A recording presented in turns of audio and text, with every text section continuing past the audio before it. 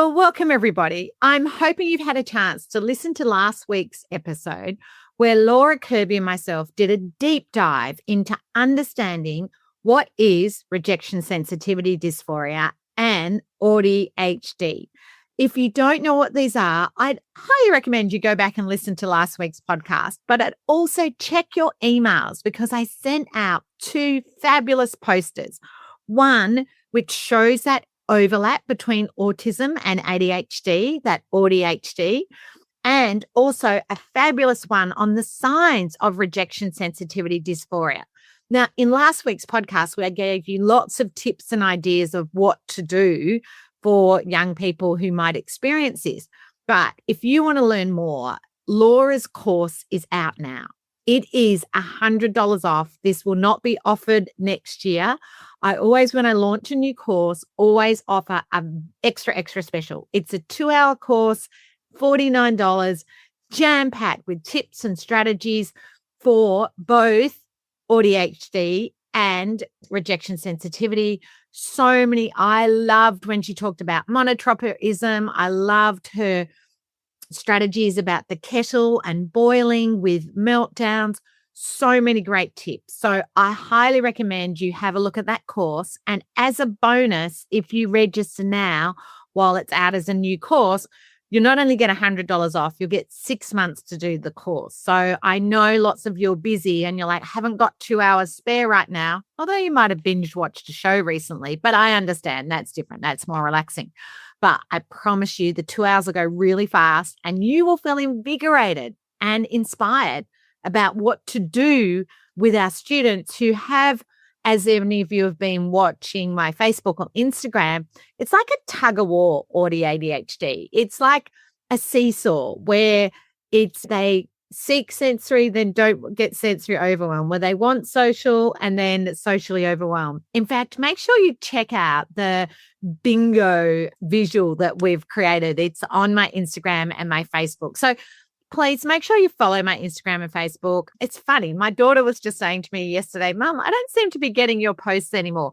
So make sure you go to my page, like a few posts to tell Facebook or Instagram you're actually interested. Because if you haven't engaged for a while, they tend not to show you these things. And I'm always trying to save you time and give you the best tips and strategies and visuals to help you support the students and children you know. So check out your emails too, because I would highly recommend downloading the posters that I've created.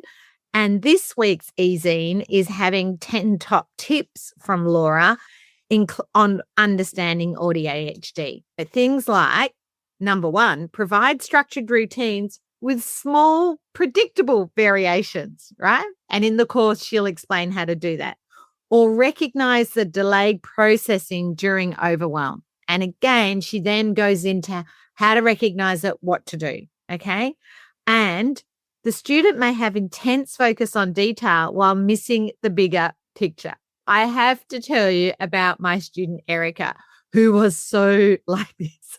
I'd give her an activity to do. She would hyper-focus on one part of it, do it perfectly, like color something in beautifully, or she'd write a wonderful answer to one thing, but miss everything else. She wouldn't see the big picture. And like in my early childhood book, I talk about teaching children to scan.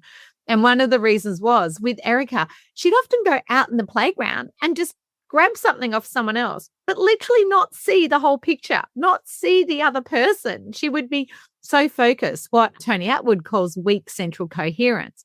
But when a child gets a work task or going out in the playground, they need to be able to stop and scan and look at the whole thing.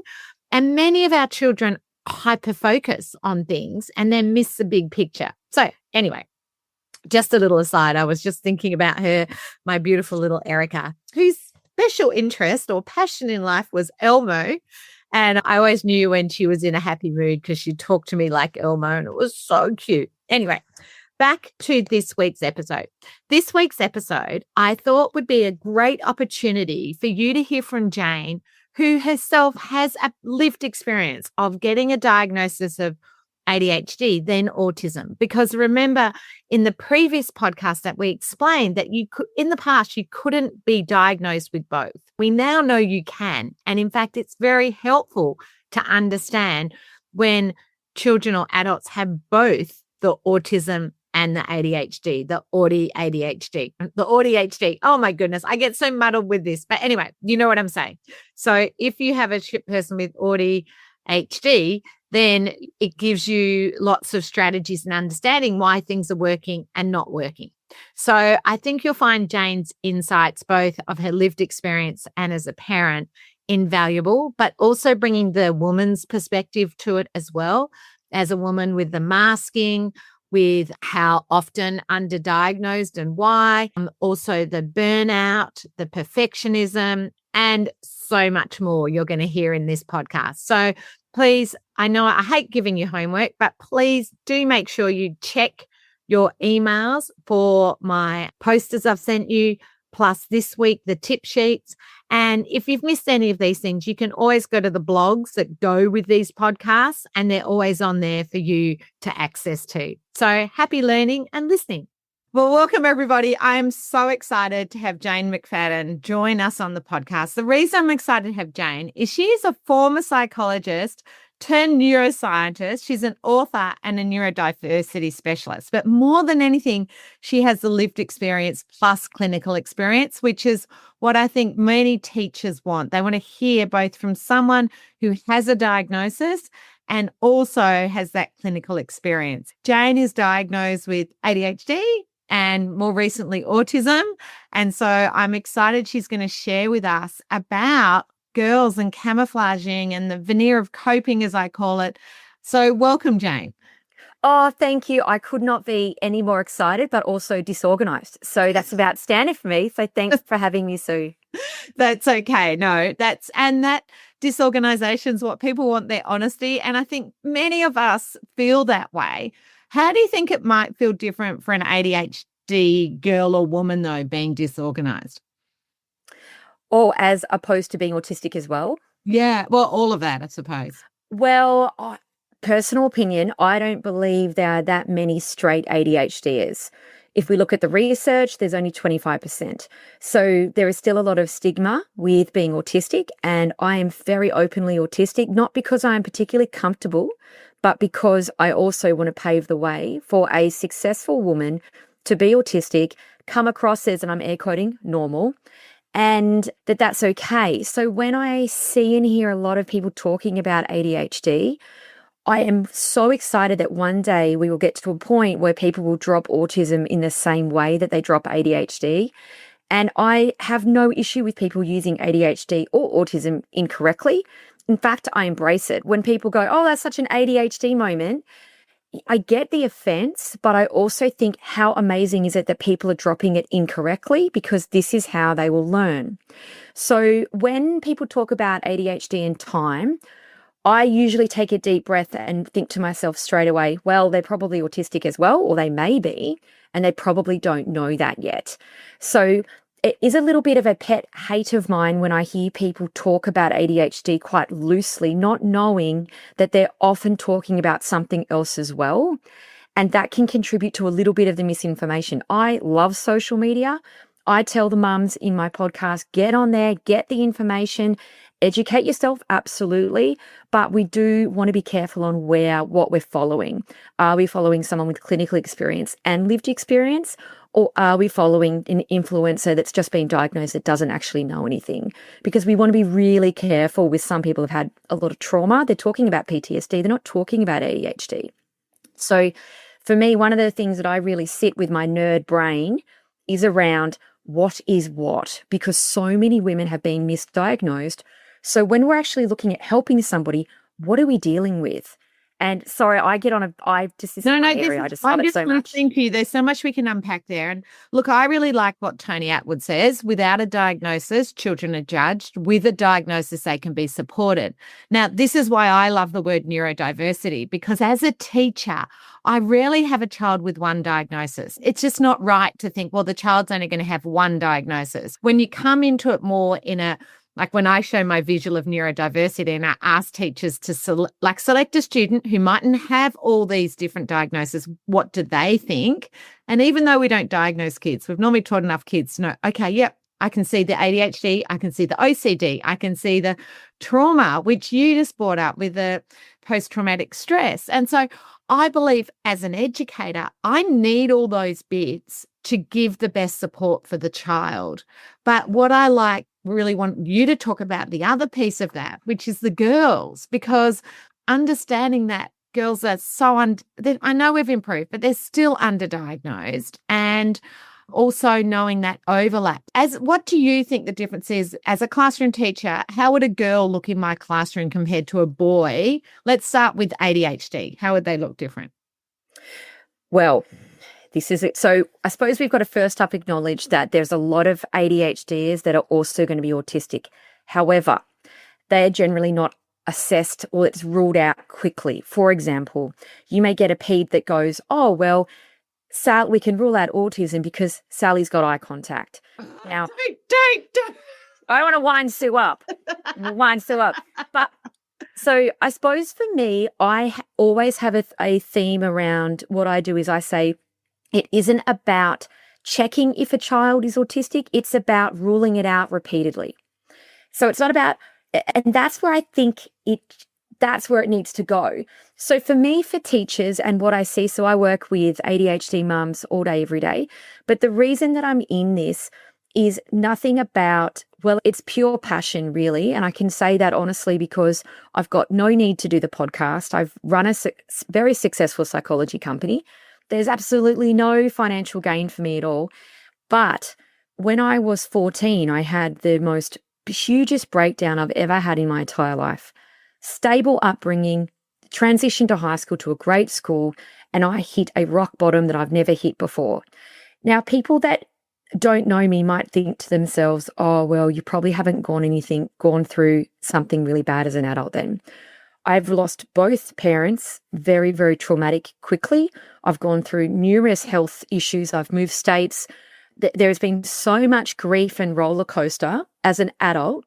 However, I will never go back to any time in my life with more like just shivers down my spine than when I was 14, because you can't control your environment and you're a child. And I put that entire thing down to autistic burnout, which has been incredibly beneficial for me to do because I've walked around since I was 14 wondering, what's wrong with me? People think I'm crazy. I am crazy. And I walked around therapist to therapist, medication to medication, nothing helped except for quiet time alone by myself, which I wasn't allowed to do because back then school can't wasn't a thing. So when I look back to my teenage years and my childhood, it kills me to think could have been avoided. And obviously back then it couldn't have been avoided. The education wasn't there. You can't wish it away, but I can do more now. And with my daughter and my two sons, I can do more now. And it's not just about them. It's about all of the other children that I come into contact with that need more. And I love teachers. I have so much respect for them. Whenever I walk into a classroom, I always say to the teacher, oh my God, how do you stay here all day? It's such a massive job. So when the pediatrician's there with the assessment tool and the parents are there and the teacher is not seeing anything and I'm air quoting, it's tough. It is a really tough position to be in. If I was a teacher and I was in their position and I was really wanting to help and back up what the parent is saying to me, but I'm not seeing it, I would be looking for what I call a internalized and camouflaging presentation of autism and ADHD. If you have a parent that's there in front of you, I would probably say that you're looking more towards possibly autism because you're probably seeing those big meltdowns at home where they're holding it together. That is, and this is my personal opinion, I think when you are looking at a dual diagnosis, you've probably got a lot more there. The parents are a little more desperate. There's often sensory stuff going along. For example, I've started talking to the prep teacher about my daughter because I spent 90 minutes putting shoes on her every single morning. And the prep teacher, and I love the prep teacher, she said to me, we just don't see any of that here. And it was agreed. She was right. So for me, if I was a teacher, what I'd be looking out for is I'd be looking for perfectionistic behavior. I'd be looking at high levels of anxiety. One of the things that I talk about a lot is okay, well, let's talk about ADHD for a second, just ADHD. We take a boy, he gets a homework task. He maybe procrastinates, he knows it's due, he doesn't do what he's supposed to do, but there's a part about the societal expectations isn't necessarily there, and he's more likely to turn up to the teacher the next day and not have it done. More likely, but obviously that's more of an externalized presentation. When we're talking about internalizing, and I've got a boy internalizer too. So when I talk about girls, I understand there's boys too. I've got a boy and a girl with exactly the same personality. They're both high level internalizers. So they would both arrive, but when they would arrive, they would have probably tapped me on the shoulder at 8 o'clock, had a breakdown, burst into tears, forced me to do it with them for 2 hours, and then arrived the next day, all showered, looking great, and hand the project in with absolutely no kerfuffle at all. And the teacher would never know there was a problem. Then the parent arrives in and they're like, all through this year, I've been doing this scaffolding. The teacher doesn't see any of it. So the other thing I would look for as well as a teacher would be around shutdowns versus meltdowns. Do you cover that a lot already, Sue? Yeah, good to recap because it's more for people who do my courses. So I would love you to share my podcast community because I haven't talked about it for a while. Yeah. I'm just going to go super overview. Yeah. But if we look at externalizing and internalizers, and this is where a lot of people talk about boys and girls. Boys are more likely they might hit somebody or disrupt somebody to get to leave the classroom. And I have one of those too. So it's always fun going to his parent teachers. They are more likely to overtly melt down. And you can see it, it's obvious, and sometimes it requires you to evacuate a classroom. It can be dangerous. It's difficult to know what you're going to get there, but it's definitely happening. You cannot ignore it. The other side would be a shutdown. So, for example, this is just an example of my daughter. So last year, she's in grade 3 and she has a great relationship with the teacher. And the teacher said to me, the parent teacher, the only thing that she could really pinpoint, because my daughter was already diagnosed, which the only thing that she could ever pinpoint was that at times there would be one thing that would happen and my daughter would sit at the desk very quietly with her head down, looking at the paper, but not writing. And if the teacher's aide came over, the teacher came over, they would come and check on her, and she would actually lose all skills to read, write, do anything at all. And she would sit there for sometimes 15, 20 minutes. They would try and move her. They would try to get her up, and she was just not moving. She couldn't move forward. And then she would be, at the end of this, they'd put her in the sensory tent. She'd lay down. She'd have to have a rest. And she would be emotionally exhausted. And I said to the teacher, can you just ring me? Because I'll just come get her. But they thought for a while that she was not participating. She was not trying. And it wasn't about that at all. And my son, the internalizer boy, does that as well. He will sit down with his head and you just don't notice him. He camouflages. He's terrified that someone will come up to him. And it's these kind of moments where I wondered 20, 30 years ago, were we diagnosing epilepsy, that this maybe looked like a seizure. I was just going to say, sorry to jump in there, but I was going to say, I remember, because I've been around for 35 years, I remember where we often used to think the children were having petty mouths. And now I know that they're shut down. So just back on that, because I think teachers would want to know, because what you've described exactly, I've seen it hundreds of times, and I'm sure teachers can relate to that, where the child's actually frozen. And often that exhaustion after, exactly like a seizure, where a child often sleeps or whatever, or acts like it didn't even happen, right? Doesn't even remember that they were stuck there for 20 minutes, right? Totally. Or is so embarrassed, they're just wanting it to be over. Yes. So for both your son and daughter who are internalizers, though, as a teacher, I don't want a child to get to that point. So A, what do you think can cause it? But B, as a teacher, what should I be looking for? Because I'm all about proactive, not reactive. So what am I going to be looking for to ensure that your daughter and son don't end up in this distress, really, even though it's not hitting someone distress? Yeah. Totally. However, first step, I think, is always the diagnosis. So if you have a parent and a teacher that knows what they're looking for, right? So if we go back to the beginning, which is where I diverted, I'm sorry, is if we go back to the meltdown versus shutdown in a classroom, perfectionistic behavior, we look at camouflaging and covering up.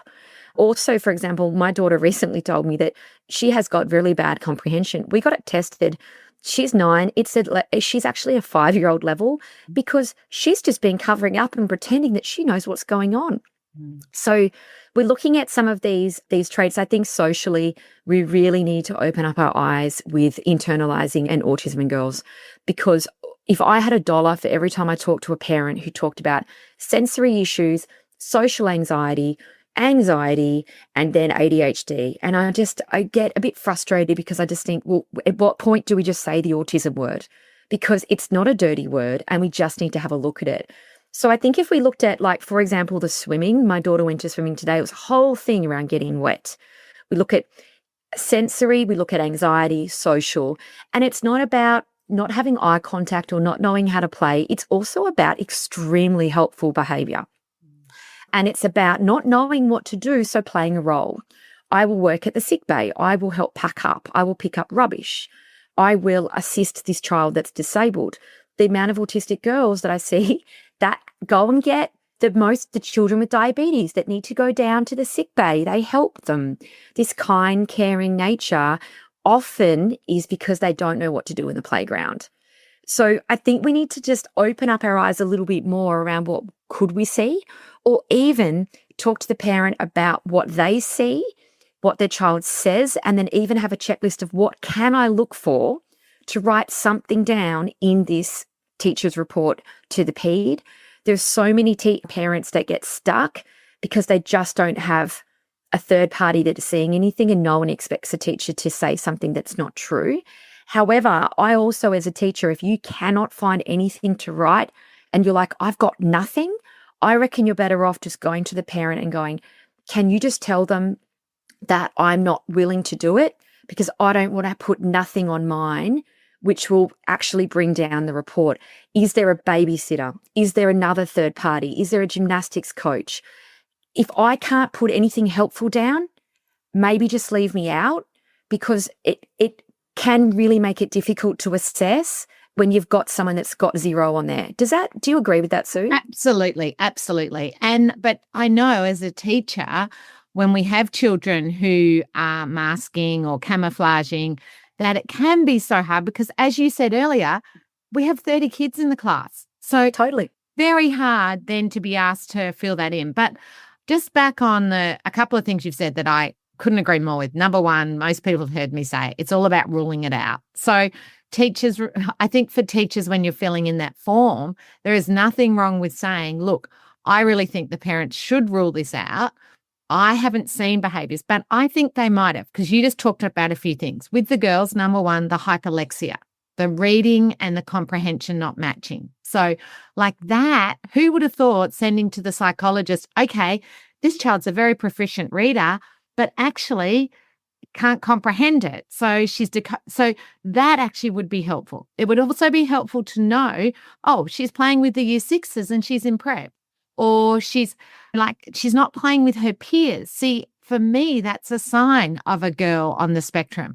She's a perfectionist, but also checks in all the time with me, or even maybe has a child who, if they're away, her world falls apart. She co-regulates with another child in my class. So I think teachers mightn't look at them as the markers, but for me, they are all the markers that should be sent. So I'm just putting teacher hat on, what you just described, and saying, actually, all of those things you said about the daughter would be in the report. I don't see the shutdown or meltdown, but I see all these signs of an autistic girl in my classroom. And I always say when I talk to parents, well, how does your child react when you're not home? And the teachers need to write, how would the child react when their teacher's away? Because some of my girls can't mask that day. Absolutely. I completely agree. And I think as well, we also have to look at this idea around leadership. And I think there is just so many autistic girls that sit around leadership. And leadership, it can be looking like helpful, kind, leader. Yeah, is it? Or is it a black and white thinking and inflexible attitude, and that I am going this way, come with me or don't? And it's that people talk about it being confident and really positive. However, I would say, though, does that child, are they able to problem solve? If they say, we're going to play hide and seek, and goes, no, We're not going to play that. And she just goes off by herself to the library because she can't problem solve. We'll play your game first and then mine next. It's like, is that confident? Is this mini prime minister that everyone talks about? Or is this a child that can't problem solve and so just opts out when it gets hard? No, 100%. And it's funny, on my new executive function course, which Dean Beadle is the presenter for, Dean talks about he has autism too, and he went into a classroom, was asked to observe a student who was highly anxious. And he went up to the teacher at the end of the session and went, he's not your most anxious child. This other child's your most anxious child. And the teacher's like, what do you mean? He doesn't even have a diagnosis. Dean's like, that child was checking in with you every activity. They checked in to make sure it was okay. They were constantly checking in. They were checking on other children. They were worried about everyone else. They were hypervigilant. They come across as a good child, but they're hypervigilant. Actually, this child needs more support than the one I came to watch, who's actually getting a lot of support. These are the ones that camouflaging and go under the radar. And I think once I talk to teachers about it, they're like, oh, I didn't realize that was a girl, because like me, we didn't learn about autism at uni, or we might have learned what it is, but we didn't learn about the girls and the ADHD girls. So this is where it's so valuable what you're sharing there, and particularly that believing the parents. I have a big problem with that piece too, with the girls and the boys sometimes, when the parents say they have the big meltdown at home, actually getting teachers to understand, yeah, actually, you've got to listen to that. Yeah, it's funny because if you look at it from a parent point of view, and obviously all I do is parents, right? And I haven't found a parent yet who has gone down this road hard, spent all the money, the time, the resources for no reason. I haven't seen it. And obviously we're talking about there can be their own mental health concerns. I think that you would be able to see them as a teacher, and then you'd be looking at the child and it may be different, but that would be very much the exception. This road that parents go down with these kids is not a good road. It is not a happy road. You don't get anything from it as a parent. Even if you get the NDIS funding, which people talk about you doing it for an NDIS funding. So to what? Cover the basics of some therapies that you desperately need. There's no income. There's no payment that you're getting there. So unless the parent has significant mental health issues, I just don't see them doing this for no reason. I don't. But in saying that, from the teacher's point of view, I would much rather be a parent than a teacher. The teachers have got the hardest job in the country. I can't even imagine being a teacher. But yeah. So that's what I'd probably be looking at. And I think the confirmation that you talked about is really valuable too. That extra confirming, and also the analysis paralysis. I've seen a lot of kids be unable to get started at anything. Like they won't write a letter for fear of getting it wrong. They won't read out loud. And that there is in internalizing autism, ADHD, that's just anxiety straight. I know I'll have teachers and teacher aides listening and educators going, well, okay, Jane, what can I do to help this child? Because I really want to help them. What are some things I can do so they don't internalize and camouflage? What can I do to support this child in my classroom? Okay, and I'm not an educator. I'm a very, very nerdy scientist, and I am so conscious that I don't want to it's kind of like in parenting where people go, just take them aside and talk to them for 4 minutes. I was like, well, that's cool if you don't have siblings and a job and other things to do. So I want to first off and say that you got very, very little time and you got a lot of kids. But I think there's some real credit in saying everything 3 times and going repetition for everybody. In terms of, I have 3 children on the NDIS. I have 3 children with IEPs. And what for me is so important, I say to the parents, is try your best, and I know it's difficult, to try and get a teacher that you think will work well with your kid, because 50% of the work is done if they have a connection. I reckon I do barely anything at the school that I'm at because I've got a good school and I've got some great teachers that I work with and I trust them. If you can build a relationship with the parent on trust, I will back that teacher every step of the way. And I do that with my kids. This is not the teacher this, the teacher that. If I trust that teacher, I'm going to say, well, hang on a second, what were you doing? And I think if you build that relationship between the parent and the teacher, and I have had teachers that I don't personally like, and I'm sure teachers have not always personally liked me either. However, For the greater good, I always say to parents, connect with the teacher regardless, because they are very, very important. Even if you're finding the parent a little difficult, try your best to build trust with them, because I think if they can feel more at ease, they're going to be looking for what's going right, not what's going wrong. I also as well say to parents, talk about what's going great. So you as the parent, you do not want to have an air about you that you're picking. This is not a place to be picking, I always say to parents, and try to be as positive as possible. If when I see good stuff happen, email the teacher, something great happened today. I'm seeing this, it's going awesome. Show that you can be happy and talk about expectations going forward. Like, I only want you to ring me if this is going on, or I'm not saying anything because things are going great. So maybe set up expectations around communication if the parent is being a little bit overtly or hypervigilant. I would say from a parent point of view, they're probably doing that because they feel really uneasy. And is there anything that you can do to make the parent feel a little bit more at ease? Because they will be easy to deal with if they're feeling better. Yeah. So I would be putting the parent to ease as much as possible. And I always say to the parent, put the teacher at ease wherever you can, build that relationship. Yeah. I think from there, I would always, I suppose saying things 3 times, I think really helps. And also I try to talk to teachers more around making accommodation for the classroom, not the child. I don't ask teachers to make individual accommodations for my children. I do not do this. But I do say, hey, is there a way that they can all have a break, or when are the breaks? And because I don't think it's only the diagnosed children that deserve some little accommodations, what about the kids that have got parents divorcing or they've got trauma? Like, why is it all about you've got to have a diagnosis to get some little tiny adjustment? Can we not make it better for everyone? So for me, I'd be more looking around, what can we do for all the kids to regulate everybody so it's not so chaotic? And that's probably more where I sit, because when they talk to me about individual accommodations, I say I don't want any. I don't want the teacher to be doing individual accommodations. What can we do to make everybody have a better day is probably more where I come from. Yeah, I love that. In fact, I was just thinking about one of the little boys, Edward, in my Ultimate Guide to School and Home, where his veneer of coping and holding it together was around the phys ed teacher did the captain's pick, and he would always get left to last, right? And so we worked out on the days he had phys ed, he was having his big meltdowns. And it was that anxiety standing in the line, wanting to be picked, can you imagine? But the phys ed teacher saw no anxiety.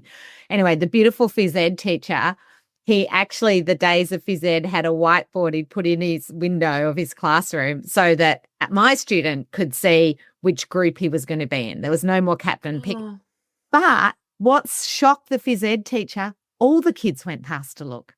It wasn't just him that had that anxiety standing in the line. So that is a classic accommodation that actually went in place for one child, but actually had a massive impact on all the children. Because for my children who mask, in my experience, it's often the social anxiety, and knowing where they belong really makes a difference. And I would always say giving them a sense of belonging in my classroom by giving them a job or a high status job to create connection, but also every kid in the class likes a job. So as you say, I don't think these are hard. I think all kids can have these accommodations. But I think when we've got children who are masking and camouflaging, we tend to sort of go, well, I don't see it. What can I do? But what I've found over the years is just try a few different things like that. Start to observe, is it that perfectionist child? So maybe having a subtle system to ask for help. What are the things that I can do, or the parent are reporting causing the stress, that I can actually put in place for the whole class? And I love that. That's so much easier than trying to have 30. Oh, totally. I'm just trying to imagine if everyone has 2 or 3 accommodation, you've got 30 kids. It blows my mind, which is why I thought, well, could we just make it more regulated for everybody? Yeah. And take the pressure off. Yeah. And then, of course, we don't need to worry about who's masking, who's not, who's camouflaging when we're talking about just running the day, because they all receive the same accommodations. But look, I think there's a teacher-student ratio issue really at play, which is a whole nother thing I don't want to Exactly. Let's not go there because we're drawing to the end of the podcast, Jane. But I just want to say thank you so much for sharing all of that. And I will link to your page and all your other podcasts because it's a wealth of information there. And thank you for sharing about your children and yourself. Before we finish, I just want to loop back to your 14-year-old self. What would have helped your 14-year-old self not get such autistic burnout? Because I have a lot of secondary school teachers who listen. For me, this is why I run this podcast, is because I talk about diagnosis. And with my children, I talk about building self-awareness. There's no magic pill for autism. People would debate to say that ADHD can be medicated, but it doesn't change you. You still have to do things differently. For me, I think diagnosis is key. And if you are aware of how your brain works, you would be aware that it should work differently. So, for example, I wouldn't have done a 45-minute bus drive into a hugely far away school. Possibly I would have gone to the one 5 minutes up the road and walked home. That one tiny little thing would have made a massive difference in my time of load. I remember shutting down on a school bus. I couldn't speak or move, didn't know what was going on with me. So I think when the teachers would come out and try and figure out what was going on with me, that was probably out of a really good way. I think I was so probably far gone by the time that anyone checked on me, I didn't even know what was what. But I think there's a bit of a funny one around parents as well, and around confidentiality. That can be really tricky with teenagers because they don't know where that conversation is going to go. So maybe stating that up front, because I was always terrified they'd come in and kind of go, what's going on with you? Are you okay? And I would never know where that information would go. Yes. So I think probably stating around where that information goes, what you tell me is this, I will do it with this, and this.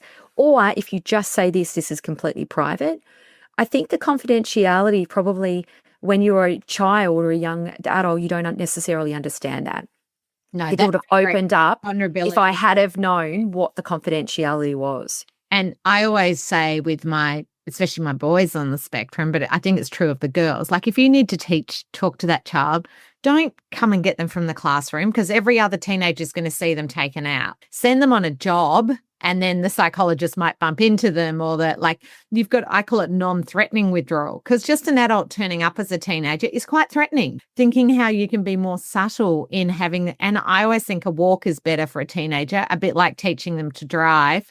They're better off when you're parallel playing rather than totally. in their face. Yeah. So having a walk around and chatting rather than sitting them down in an office, I mean, that in itself would make some of my children camouflage. So trying to find those ways to connect with teenagers, but putting that teenage fear of confidentiality, of other children noticing, how do you wrap that up? Because I think that then creates another level of anxiety. So thank you so much. Oh my goodness, we could talk all day, Jade, but I really, really appreciate it. So thank you so much for coming on the podcast.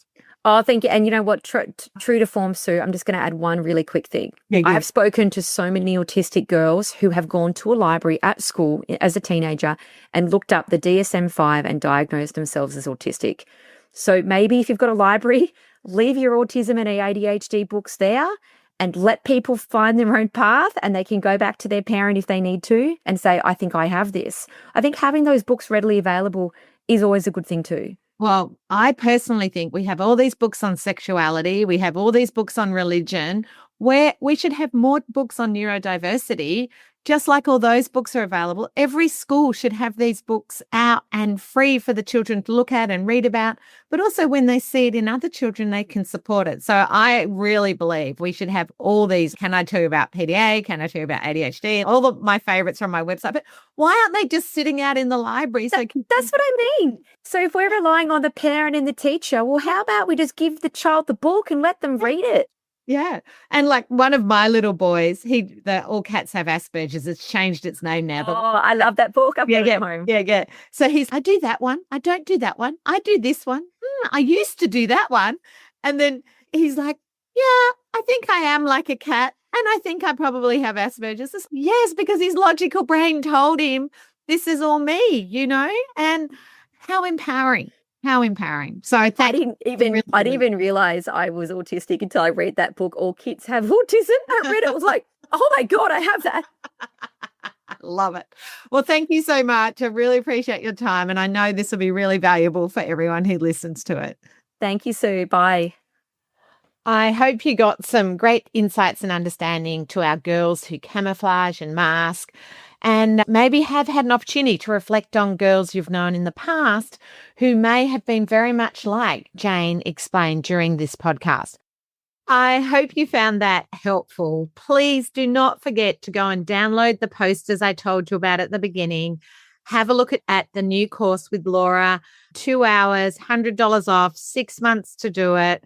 I think you will learn so much from that course, and check your Facebook and Instagram for some of the great visuals around like the AuDHD pot bingo or the seesaw. Like I've got a whole lot of things that really will help you get your head around the autism, ADHD combined, the AuDHD, as well as the rejection sensitivity dysphoria, because both of those things are very important to understand for this group of children. And as Tony Attwood says, without a diagnosis, children are judged.